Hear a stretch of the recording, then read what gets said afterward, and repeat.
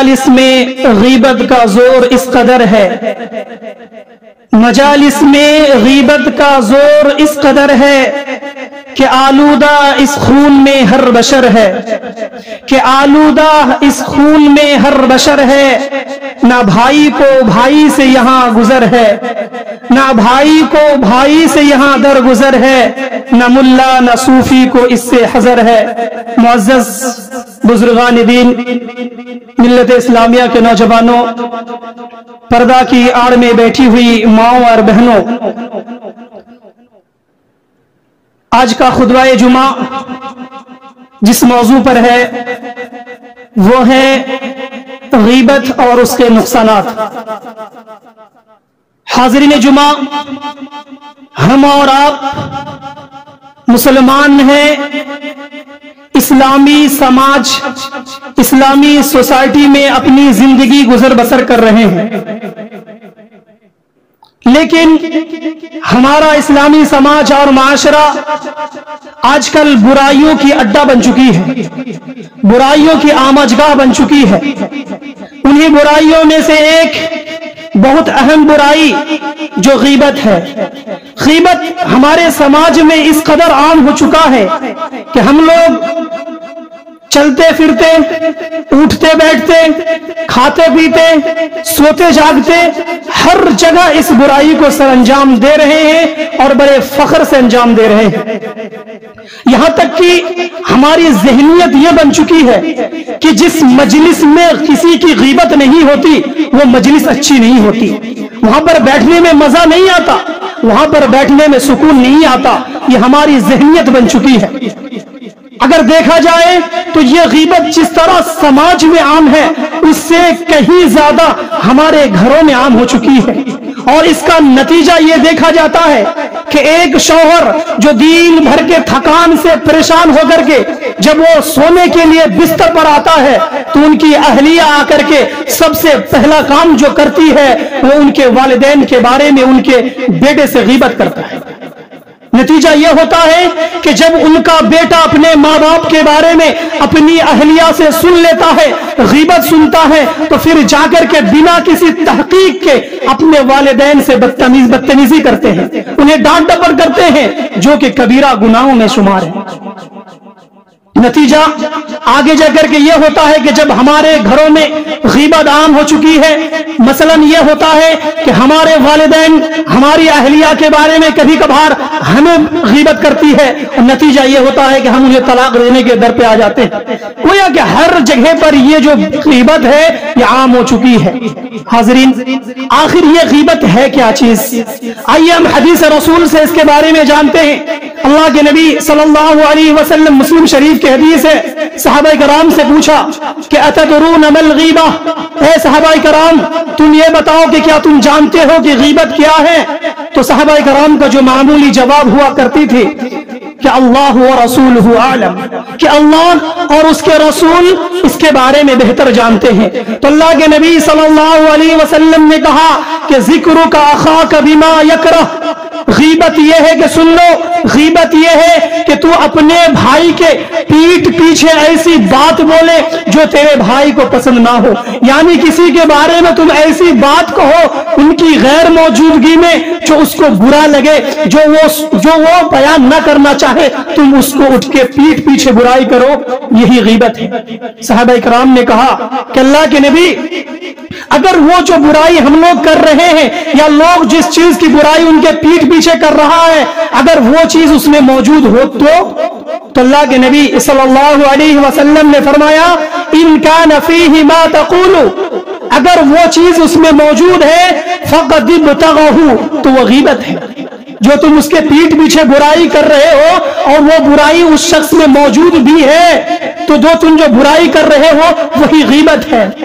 اور اللہ کے نبی صلی اللہ علیہ وسلم نے کہا کہ وَإِن لَمْ يَكُنْ فِيهِ، اگر وہ چیز اس میں نہ ہو تو، اگر آپ برائی کر رہے ہیں اور وہ برائی جس کے بارے میں کر رہے ہیں اس کے پاس وہ برائی نہیں ہے، وہ شخص اس برائی کو انجام نہیں دیتا ہے، اللہ کے نبی صلی اللہ علیہ وسلم نے کہا فَقَدْ بَهَتَّهُ، تو تم نے اس پر الزام لگایا، تم نے اس کی بہتان تراشی کی۔ گویا کہ غیبت، اگر کسی کے اندر کوئی برائی موجود ہے اور اس کے پیٹھ پیچھے کسی دوسرے شخص سے اس کا ذکر کر رہے ہیں تو غیبت ہے. اگر اس کے اندر وہ برائی موجود نہیں ہے اور آپ اگر دوسروں کو کہہ رہے ہیں کہ ہمارے سماج میں فلاں بندہ ہے جو اس برائی کو انجام دیتا ہے، حالانکہ اس برائی کو انجام نہیں دے رہا ہے وہ، تو گویا کہ آپ نے اس پر الزام لگایا. حضرات گرامی، یہ غیبت کی حدیث کی روشنی میں سب سے اچھی تعریف محدثین اکرام نے بیان کی کہ ذکر کا اخا کا بیما یکرہ، ایسی برائی، ایسا تعریف جو تمہارے بھائی کو پسند نہیں ہو تم ان کے پیٹھ پیچھے کرو، یہی غیبت ہے. غیبت کی مذمت قرآن کریم میں اللہ رب العالمین سورۃ الحجرات کے اندر بیان فرمایا کہ وَلَا يَغْتَبْ بَعْضُكُمْ بَعْضًا أَيُحِبُّ أَحَدُكُمْ أَن يَأْكُلَ لَحْمَ أَخِيهِ مَيْتًا فَكَرِهْتُمُوهُ وَاتَّقُوا اللَّهَ إِنَّ اللَّهَ تَوَّابٌ رَحِيمٌ. غیبت کی مذمت یہ ہے کہ اگر تم میں سے کوئی شخص کسی کی غیبت کرتا ہے تو گویا کہ وہ اپنے مرے ہوئے بھائی کا گوشت کھاتا ہے. نعوذ باللہ من ذالک. ہم انسان ہیں، ہم لوگ انسانی سماج میں جیتے ہیں.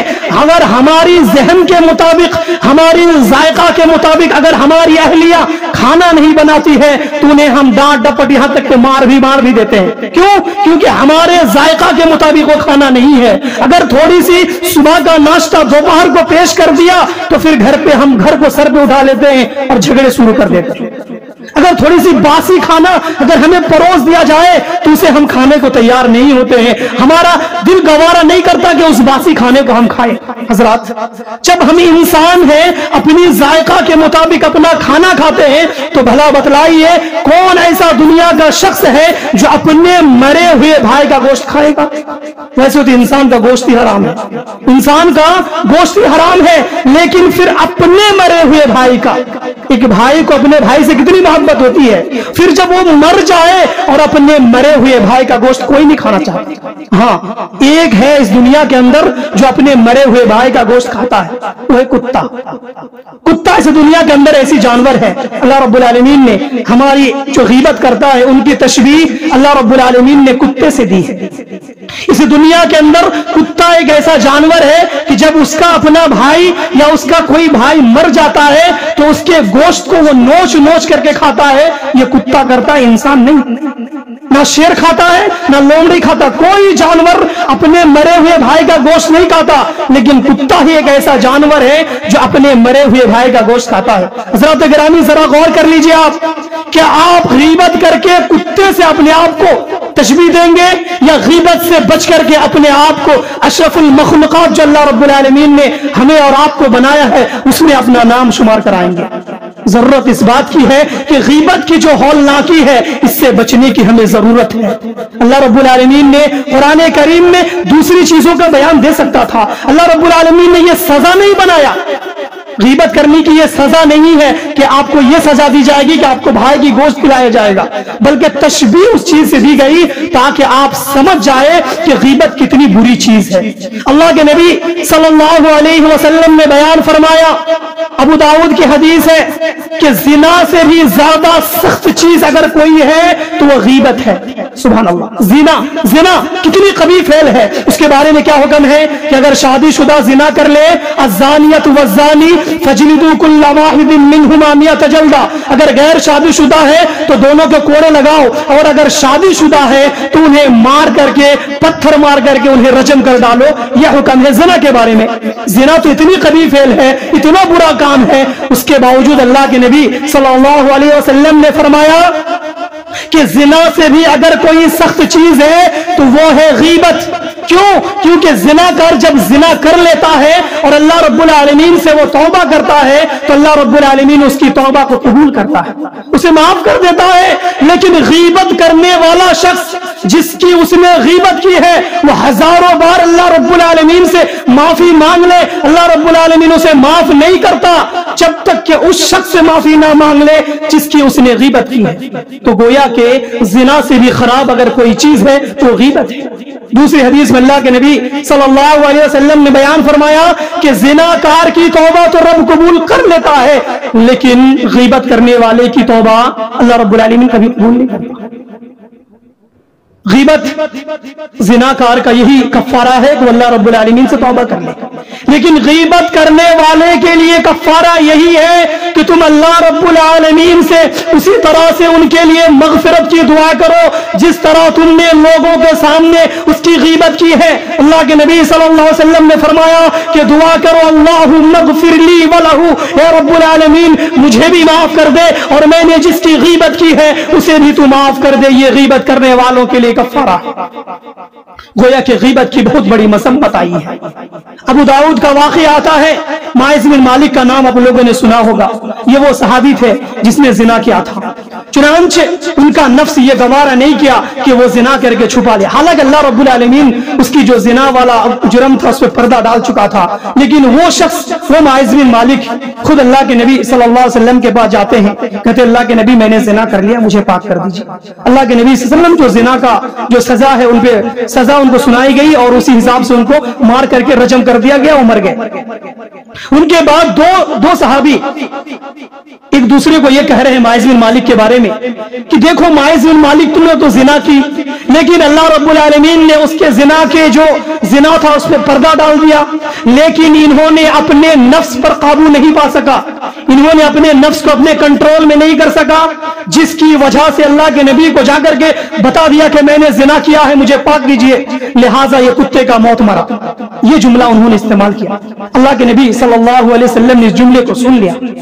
اللہ کے نبی صلی اللہ علیہ وسلم اس جملے کو سننے کے بعد ان دونوں کے ساتھ کہیں اللہ کے نبی صلی اللہ علیہ وسلم جا رہے تھے کہ دور میں دیکھا کہ ایک مرا ہوا گدھے کی لاش پڑی ہوئی ہے، ایک مرے ہوئے گدھے کی لاش پڑی ہوئی ہے۔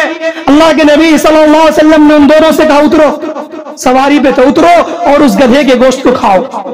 تو انہوں نے کہا اللہ کے نبی یہ گدھے کا گوشت بھلا کون کھا سکتا ہے؟ کون اس دنیا میں ایسا شخص ہے جو اس مرے ہوئے سڑے ہوئے لاش بھی گدھے کے گوشت کو کھائے گا؟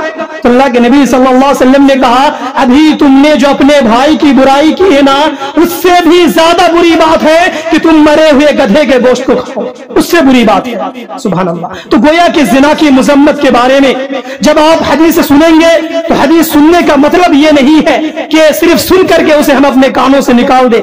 غیبت کی مذمت اللہ کے نبی صلی اللہ علیہ وسلم نے بہت زیادہ بتائی ہے، یہاں تک کہ کبھی کبھار اس کی جو سزا ہے اللہ رب العالمین دنیا میں دکھا دیتا ہے۔ میرے مائیں بہنیں موجود ہیں، میں ان کے حوالے سے ایک حدیث سناتا ہوں۔ اللہ کے نبی الترغیب و ترہیب کی حدیث ہے، اللہ کے نبی صلی اللہ علیہ وسلم نے صحابہ کو کہا کہ اے صحابہ کی جماعت تم روزہ رکھو۔ سارے صحابہ نے روزہ رکھا۔ دوپہر کا وقت ہوا، ایک صحابی اللہ کے نبی صلی اللہ علیہ وسلم کے پاس آیا اور کہنے لگا اللہ کے نبی دو عورتیں پیٹ کی درد میں ہیں، وہ بہت زیادہ تڑپ رہی ہے درد سے۔ اللہ کے نبی صلی اللہ علیہ وسلم نے منہ پھیر لیا، گویا کہ اگنور کر دیا اس صحابی کی بات کو۔ پھر دوسرا شخص آیا اور پھر کہا اللہ کے نبی فلاں فلاں دو عورتیں جو پیٹ کے درد سے تڑپ رہی ہے۔ اللہ کے نبی صلی اللہ علیہ وسلم نے پھر اگنور کر دیا۔ پھر تیسرا آدمی آیا اور انہوں نے کہا کہ اللہ کے نبی فلاں فلاں دو عورتیں جو پیٹ کے درد سے تڑپ رہی ہے۔ اللہ کے نبی صلی اللہ علیہ وسلم نے کہا کہ جاؤ ان دونوں کو بلا کر کے لاؤ۔ اللہ کے نبی نے کہا جاؤ ان دونوں کو بلا کر کے لاؤ۔ جب وہ دونوں عورتیں اللہ کے نبی صلی اللہ علیہ وسلم کے پاس آ گئی، اللہ کے نبی صلی اللہ علیہ وسلم نے کہا کہ برتن لاؤ، برتن لاؤ۔ اور برتن لانے کے بعد اللہ کے نبی صلی اللہ علیہ وسلم نے پہلی عورت سے کہا کہ تو الٹی کر، الٹی کرو۔ چنانچہ وہ عورت روزے کی حالت میں تھی، انہوں نے الٹی کرنا شروع کیا تو سب سے پہلا خون نکلا، پھر اس کے بعد تھوڑی سی گوشت نکلا، اس کے بعد تھوڑی سی آنت نکلی۔ پہلی عورت الٹی کر چکی، پھر اللہ کے نبی صلی اللہ علیہ وسلم نے دوسری عورت کو بلایا، کہا الٹی کرو، پھر اس نے الٹی کرنا شروع کیا، اس کے بھی منہ سے وہی نکلنا، اس کے بھی پیٹ سے وہی نکلا۔ اللہ کے نبی صلی اللہ علیہ وسلم نے فرمایا، بہت پیاری حدیث ہے، اللہ کے نبی صلی اللہ علیہ وسلم نے فرمایا کہ تو نے سحری تو حلال رزق سے کیا تھا، تو نے سحری تو حلال طریقے سے حلال رزق سے کیا تھا، لیکن تو نے افطاری حرام چیز سے کی ہے۔ دونوں عورتیں صحابہ کی جماعت شوق میں آ گئے کہ ابھی دوپہر کا وقت ہے، ابھی افطاری کب کی؟ افطاری تو شام کو ہوتا ہے، دوپہر کو افطاری کہاں سے ہوتا ہے؟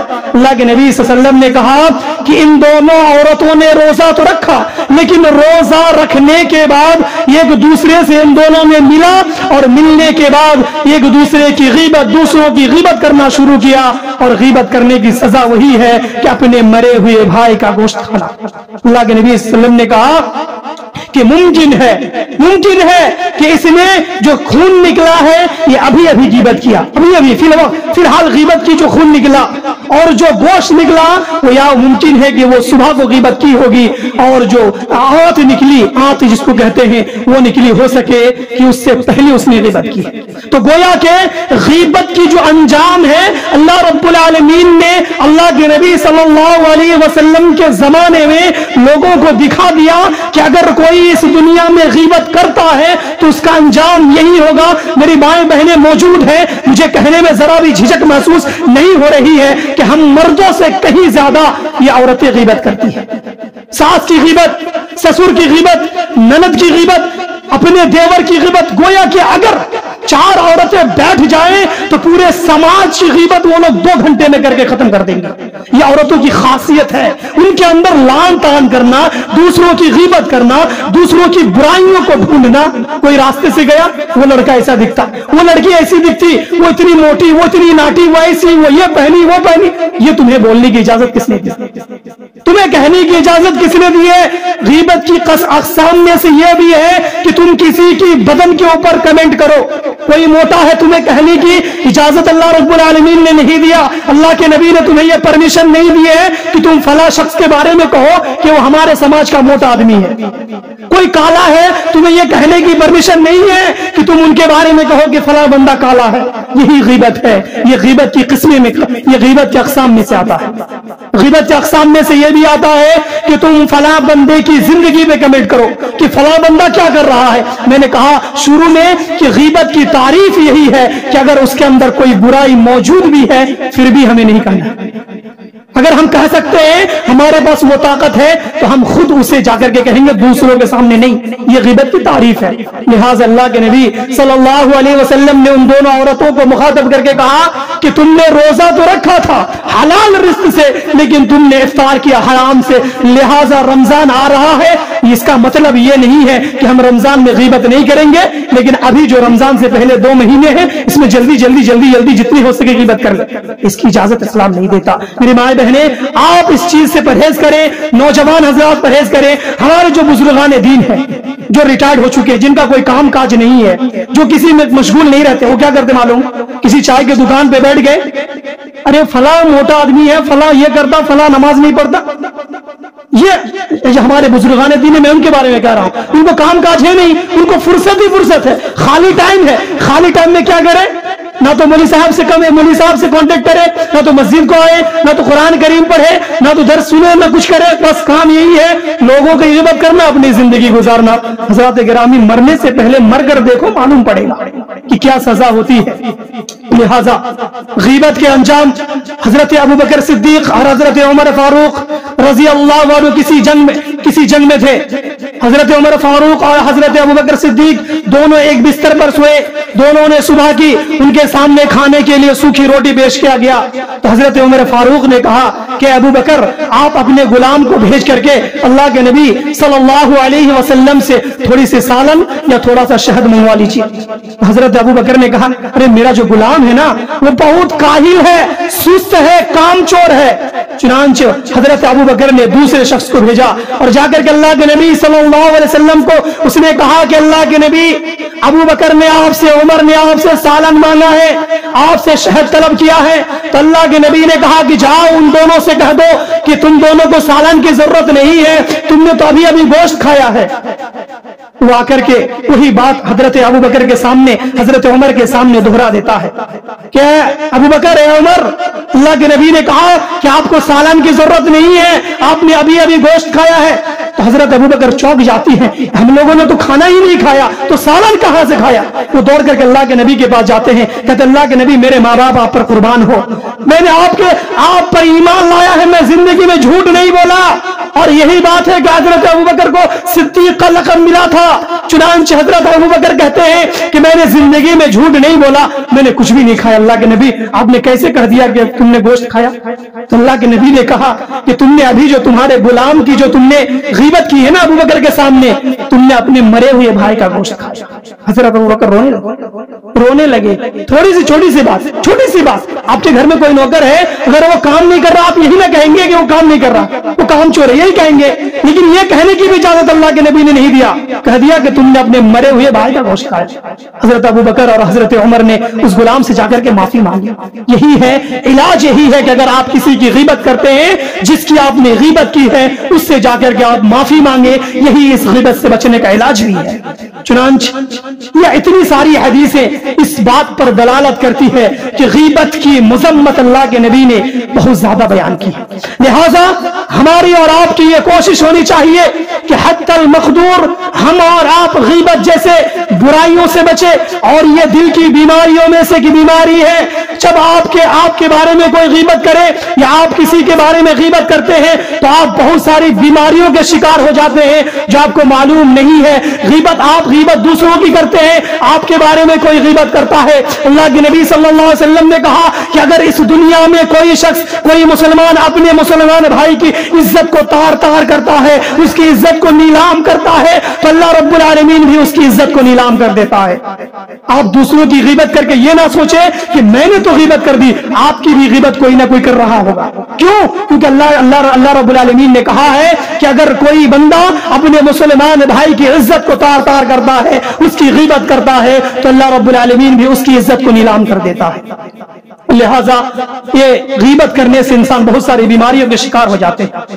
یہ ڈپریشن کا شکار ہوتے ہیں, یہ ہارٹ اٹیک والی بیماری ان کے پاس آ جاتی ہے. کیوں؟ یہ ہمیشہ سوچتا رہتا ہے کہ میں نے فلاں بندے کو برا کہا, مجھے فلاں بندہ نے برا کہا ہوگا. اس چیز میں یہ ہزار طرح کی بیماریوں کے شکار ہو جاتے ہیں. بچنے کی ضرورت ہے اس غیبت جیسے قبیح فعل سے, بچنے کی ضرورت ہے. اگر آپ نہیں بچتے ہیں تو آپ کے جتنے اعمال ہیں سارے ختم ہو جائیں گے, سارے اعمال ختم ہو جائیں گے.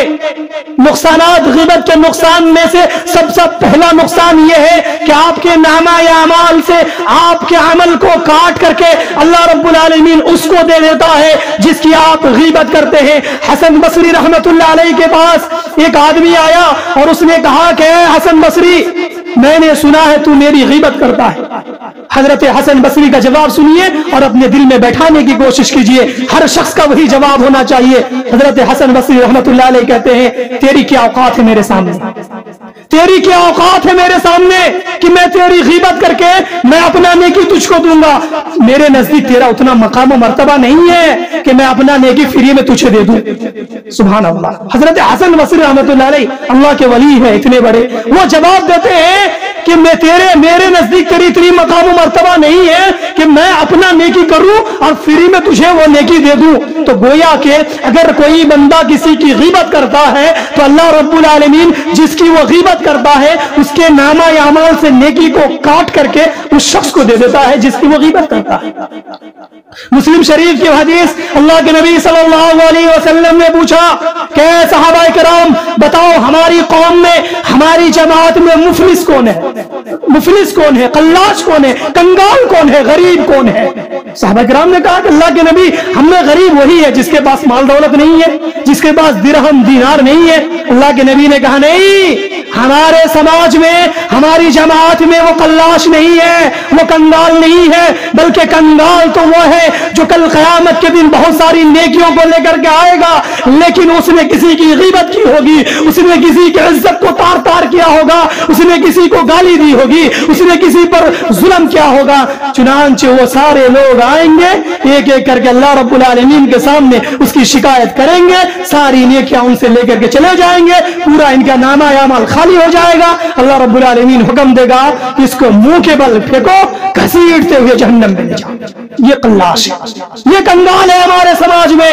ہمارے سماج میں وہ غریب نہیں ہے جو جس کے پاس پیسے نہیں ہے, جس کے پاس مکان نہیں ہے, جس کے پاس کاروبار نہیں ہے, وہ غریب نہیں ہے. غریب وہ ہے جو 5 وقت نماز ادا کرتا ہے لیکن غیبت بھی کرتا ہے. غریب وہ ہے جو 5 وقت نماز ادا کرتا ہے, یتیموں کے مال کو ہڑپ کر کے کھاتا ہے. غریب وہ ہے جو 5 وقت نماز ادا کرتا ہے, یتیموں کے مال و دولت کو اپنے پیٹ میں ٹھوس ٹھوس کر کے بھرتے ہیں. غریب وہ ہے جو 5 وقت نماز ادا کرنے کے بعد بھی لوگوں پر ظلم کرتا ہے, لوگوں کے ساتھ گالی گلوچ کرتا ہے. وہ ہمارے معاشرے کا غریب ہے. ہر شخص اپنے نفس کو ٹٹول لیجئے, ہر شخص اپنے نفس کا محاسبہ کر لیجئے آج سے، ابھی سے، کہ ہم تو نماز پڑھ رہے ہیں، ہم تو روزہ رکھ رہے ہیں، ہم تو صدقہ و خیرات کر رہے ہیں، ہم اجتماع میں جا رہے ہیں، ہم درس سن رہے ہیں، ہم ہر عمل کرتے ہیں، لیکن ذرا آپ اپنے بیک پہ، اپنے پیچھے پہ نظر جانے، بیک گراؤنڈ کے اندر، کہ آپ کیا آپ کسی کو گالی بھی دیتے ہیں، آپ کسی کی غیبت کرتے ہیں، آپ کسی پر ظلم کرتے ہیں، یا آپ کسی کی برائی کرتے ہیں۔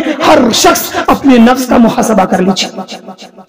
حضرت عبداللہ بن مبارک، میں نے سنایا تھا ایک دن مبارک کا واقعہ، حضرت عبداللہ بن مبارک کہتے ہیں کہ اگر میں اس دنیا کے اندر کسی کی غیبت کرتا تو اپنے والدین کی غیبت کرتا، اپنے ماں باپ کی غیبت کرتا۔ تھوڑا یہ سوچنے والی بات ہے، بھلا کوئی اپنے ماں باپ کی غیبت کیوں کرے گا؟ حضرت عبداللہ بن مبارک رحمت اللہ علیہ کہتے ہیں کہ اگر میں اس دنیا میں کسی کی غیبت کرتا تو اپنے والدین کیا کرتا؟ کیوں؟ کیونکہ اگر میرے نیکیوں کا کوئی مستحق ہے اس دنیا میں، میری نیکی اگر کسی کو میں دوں گا تو اپنے والدین کو دوں گا، اسی کے علاوہ میں کسی اور کو اپنی نیکی نہیں دے سکتا۔ یہ اسلاف ہے ہمارے، ان کو دیکھ کر کے ہم جیتے ہیں، ان کے طور طریقے ہم مانتے ہیں، ان کا یہ قول ہے جس کو بیان کیا کہ اگر میں اس دنیا میں کسی کی غیبت کرتا تو اپنے والدین کا کرتا۔ اس کا صاف اور شفاف یہ معلوم ہوتا ہے کہ جب کوئی کسی کی غیبت کرتا ہے اس کی نیکی کاٹ دی جاتی ہے، اور اس کی نیکی کاٹ کر کے اس شخص کو دی جاتی ہے جس کا وہ غیبت کرتا ہے۔ لہذا اس دنیا میں اگر ہماری نیکیوں کا کوئی مستحق ہے تو ہمارے والدین ہیں۔ عبداللہ بن مبارک نے غلط نہیں کہا، انہوں نے صحیح کہا، لیکن ہماری سمجھنے کی ضرورت ہے، ہماری تھاٹ کہاں تک اس چیز کو قبول کر رہی ہے، تب جا کر کے معلوم ہوتا ہے۔ حضرت حسن بصری کے بارے میں آتا ہے کہ ان کے پاس ایک شخص آیا اور انہوں نے کہا کہ حسن بصری، فلاں بندہ نے آپ کی غیبت کی ہے۔ حضرت حسن بصری رحمۃ اللہ علیہ پلیٹ لاتے ہیں، تش لانے کے بعد اس میں کھجور رکھ دیتے ہیں، کھجور رکھنے اور اسے پیک کر کے گفٹ کا شکل دے کر کے اس شخص کو بھیج دیتے ہیں، اور کہتے ہیں کہ یہ لو میری طرف سے یہ تحفہ ہے، کیونکہ تم نے میری غیبت کی ہے اور تم نے اپنی نیکی مجھے فری میں دی ہے۔ سبحان اللہ، یہ ہمارے اسلاف تھے، ان کی سوچ دیکھیے، تم نے میری غیبت کی ہے اس لیے میں تجھے یہ گفٹ دے رہا ہوں، یہ تحفہ میں تجھے دے رہا ہوں، تو اسے رکھ لے، تو نے غیبت کی اور تو نے اپنا نیکی مجھے دیا، فری میں دیا، مجھے کوئی نماز پڑھنے کی ضرورت نہیں پڑی، کوئی نیکی کرنے کی ضرورت بنی، مجھے نیکی فری میں مل گیا، تو نے میری غیبت کی۔ حضرات گرامی سوچ لیجئے، سمجھ لیجئے، عزم کر لیجئے، آپ غیبت کر رہے ہیں، دوسروں کی آپ کو مزہ آ رہا ہے، آپ کے سامنے جو بیٹھ کر کے دوسروں کی غیبت کو سن رہا ہے اس کو بھی مزہ آ رہا ہے، لیکن آپ کو یہ خیال نہیں ہے کہ آپ کے جتنے اعمال، نامہ اعمال میں نیکیاں تھی، سارے کے سارے ٹرانسفر ہو رہے ہیں، یہ خیال آپ کو کرنا ہوگا۔ غیبت کرنے کا دوسرا نقصان، انسان جب اس دنیا میں غیبت کرتا ہے تو وہ عذاب قبر میں مبتلا ہو جاتا ہے۔ اللہ کے نبی صلی اللہ علیہ وسلم کا گزر دو قبروں کے پاس سے ہوتا ہے۔ اللہ کے نبی صلی اللہ علیہ وسلم کہتے ہیں اما انہما لیعذبان، رکو، ان دونوں کو عذاب ہو رہا ہے، یہ جو دو قبروں والے ہیں ان کو عذاب ہو رہا ہے۔ وما يعذبان في كبير، اور جو ان کو عذاب ہو رہا ہے یہ کسی بڑی چیز کی وجہ سے نہیں ہو رہا ہے، یہ دو قبر والوں کو عذاب ہو رہا ہے، ان دونوں کو کسی بڑی گناہ کے بنا پر سزا نہیں دی جا رہی ہے، بلا انه في كبير، ایسا گناہ ہے جس سے ہر شخص بچ سکتا ہے، ہر شخص بچ سکتا ہے۔ اللہ کے نبی نے کہا کہ پہلا شخص کو جو عذاب ہو رہا ہے وہ اس وجہ سے ہو رہا ہے کہ اس دنیا میں وہ پیشاب کے چھینٹوں سے نہیں بچتا تھا۔ جیسے ہم آپ پیشاب کرتے ہیں بیت الخلاء میں، کبھی کبھار ہوتا کیا ہے کہ پیشاب کی چھینٹیں ہمارے کپڑوں پہ لگ جاتی ہیں، اس سے ہمیں بچنے کی ضرورت ہے، اگر لگ گئی تو ہمیں پاک کر لینا ہے، یا اگر ہمارے کسی بدن کے حصے میں لگ جاتا ہے اسے بھی ہمیں پاک کرنا ہے، بچنا ہے۔ اگر ہم پیشاب کی چھینٹوں سے نہیں بچتے ہیں تو اللہ کے نبی نے کہا کہ یہ دنیا میں جو عذاب ہو رہا تھا، جس کا اللہ کے نبی کو بتایا گیا کہ ان دونوں میں سے فلاں بندے کو جو عذاب ہو رہا ہے اس وجہ سے ہو رہا ہے کہ یہ پیشاب کی چھینٹوں سے نہیں بچ رہا تھا۔ دوسروں کو جو عذاب ہو رہا تھا، اللہ کے نبی نے کہا کہ وَأَمَّا أَحَدُهُمَا فَكَانَ يَغْتَبُ النَّاسَ، ان میں سے جو دوسرا قبر والا تھا اس کو عذاب اس بنا پر ہو رہا تھا کہ وہ لوگوں کی غیبت کرتا پھر رہا تھا اس دنیا کے اندر۔ لہٰذا معلوم یہ ہوا کہ اگر ہم اور آپ کسی کی غیبت کریں گے تو عذاب قبر ہمیں پکڑیں گے، ہمیں قبر میں عذاب ہوگا، اس شخص کا قبر میں عذاب ہو رہا ہے اور نبی کو بتایا بھی جا رہا ہے۔ تو گویا کہ آپ دوسروں کی عزت کی دھجیاں اڑا رہے تھے نا دنیا میں، آپ کی عزت کی دھجیاں اس حالت میں اڑائی جا رہی ہے. کس حالت میں؟ کب قبر میں پہنچ گئے، مر گئے، عذاب ہو رہا ہے تو نبی کو بتایا جا رہا ہے کہ ان قبر والوں کو عذاب ہو رہا ہے. ذرا غور کریں، بچنے کی کوشش کیجئے. لہٰذا اللہ کے نبی صلی اللہ علیہ وسلم فرماتے ہیں کہ مجھے معراج کرایا گیا، میرا گزر ایسے لوگوں کے پاس سے ہوا جو اپنے ناخون سے اپنے چہرے کو نوچ رہے تھے جس سے ان کا خون ٹپک رہا تھا. اللہ کے نبی صلی اللہ علیہ وسلم حضرت جبرائیل سے پوچھتے ہیں کہ جبرائیل مجھے یہ بتاؤ یہ کون لوگ ہیں جو خود سے اپنے چہرے کو نوچ رہے ہیں؟ تو حضرت جبرائیل نے کہا کہ یہ وہ لوگ ہیں جو دنیا میں دوسروں کی عزت کی دھجیاں اڑایا کرتے تھے. یہ وہ لوگ ہیں جو دنیا میں دوسروں کی غیبت کرتے تھے، دوسروں کی عزت کو تار تار کرتے تھے، یہی لوگ ہوئے. لہٰذا ہمیں غیبت سے بچنی ہے. کوشش حتی الامکان، اتنی ساری حدیثیں سنائی گئی، اس کا عذاب سنایا گیا، اس کی مذمت سنائی گئی. مطلب یہ نہیں ہے کہ نماز کے بعد ہم نکلے مسجد میں سارے بیان کو رکھ دیں اور ہم گھر کو جائیں، پھر جہاں کو ہم وہی رفتار بے ڈھنگی جو پہلے تھی سو اب بھی ہے. ایسا نہیں، ایسا نہیں. میں آپ سے گزارش کر رہا ہوں کہ آپ جو بیان آپ سن رہے ہیں، جو آپ کو سزا سنائی گئی، مذمت سنائی گئی، ایک کان سے بھریں، اس دوسرے کان کو لاک کریں، اپنے دل دماغ میں اتاریں اور اس کو حتی الامکان اس برائی سے بچنے کی کوشش کریں. لہٰذا سوال یہ ہونا چاہیے کہ مولوی صاحب کیا غیبت جائز ہے یا نہیں؟ ہاں، غیبت جائز بھی ہے، غیبت جائز بھی ہے، لیکن اس کے کچھ صورتیں ہیں، اس کا کچھ محل ہے، اس کا کچھ مقام ہے. نمبر ایک، ایسا مقام جہاں پر غیبت جائز ہے. مثلا آپ کسی قاضی کے پاس گئے، آپ کے اوپر کسی بندے نے ظلم کیا، آپ کو مارا پیٹا، آپ کو گالی گلوچ کیا. آپ کسی قاضی کے پاس گئے، قاضی صاحب مجھے فلاں بندے نے گالی دی، مجھے مار پیٹ کیا. یہ برائی ہے، برائی ہے، لیکن یہ کرنا جائز ہے. کیوں؟ کیونکہ آپ قاضی کے پاس گئے ہیں، وہاں آپ ان سے انصاف طلب کر رہے ہیں. لہٰذا قاضی انصاف کرے گا اس بنا پر کہ فلاں بندے نے آپ کے اوپر ظلم کیا ہوگا تب نہ. تو یہاں پر غیبت کرنا جائز ہے. اسی طریقے سے غیبت کرنا دوسری صورت جائز ہے. آپ کسی مفتی کے پاس گئے ہیں ان سے کوئی فتویٰ طلب کرنے کے لیے، جسے آپ کے گھر میں آپ کے بھائیوں سے لڑائی ہو گئی یا کوئی ایسا مسئلہ آ چکا ہے جس کا آپ لوگوں کو حل معلوم نہیں ہے. لہٰذا آپ کسی عالم کے پاس گئے ہیں، کسی علماء کے پاس گئے ہیں، کسی مفتی کے پاس گئے ہیں، ان سے فتویٰ طلب کر رہے ہیں کہ مولوی صاحب ہمیں فلاں فتویٰ دے دیجئے. تو آپ جو مسئلہ ہوا ہے اپنے گھر میں اس چیز کو بیان کیجئے، پھر فتویٰ دے گا. یہاں پر غیبت جائز ہے. غیبت کی تیسری جگہ، کسی کو سدھارنے کے لیے غیبت کر سکتے ہیں. مثلا آپ دو بھائی ہیں، فلاں بھائی آپ کا نماز نہیں پڑھتا ہے، آپ نماز پڑھتے ہیں، وہ بیڑی سگریٹ وغیرہ کھاتا ہے. آپ جا کر کے اپنے ماں باپ کو، آپ کے جو والدین ہیں ان سے غیبت کر رہے ہیں کہ میرا بھائی جو عبداللہ ہے وہ نماز بھی نہیں پڑھ رہا، امی وہ سگریٹ نوشی کرتا ہے، وہ جوا کھیلتا ہے. یہ غیبت ہے، یہ ساری غیبت ہے. لیکن چونکہ آپ کا مقصد کیا ہے؟ اپنے بھائی کو سدھارنا. اور آپ کس کے سامنے کر رہے ہیں؟ ایسے بندے کے سامنے آپ کر رہے ہیں جو بندہ اس کو سدھارنے کی طاقت رکھتا ہے. آپ کے والدین ہیں تو اس کو مار کر کے، ڈانٹ ڈپٹ کر کے اس کو سدھار سکتا ہے. اس جگہ پر آپ غیبت کریں تو یہ غیبت کرنا جائز ہے. اسی طریقے سے چوتھی جگہ جہاں پر غیبت کرنا جائز ہے وہ ہے اگر کوئی آپ سے کوئی مشورہ طلب کر رہا ہے اور آپ مشورے کے بنا پر ان سے غیبت کر رہے ہیں تو بھی جائز ہے. مثلا آپ کے پاس کوئی ایسا آدمی آیا جو آپ کے پڑوس میں اپنی بیٹی کا رشتہ کرانا چاہ رہا، اور اس نے آپ سے پوچھا کہ بھائی صاحب میں فلاں لڑکے کے ساتھ اپنی بیٹی کا رشتہ کرنا چاہ رہا ہوں، اس کی اخلاق کیسی ہے، اس کے گھر کے ماحول کیسا ہے، کیسا لوگ ہیں. اگر وہ اچھا ہے تو اچھا آپ کہیں گے، ظاہر سی بات ہے. اگر وہ برا ہے تو آپ کو برا کہنے کی اجازت اسلام نے دی ہے.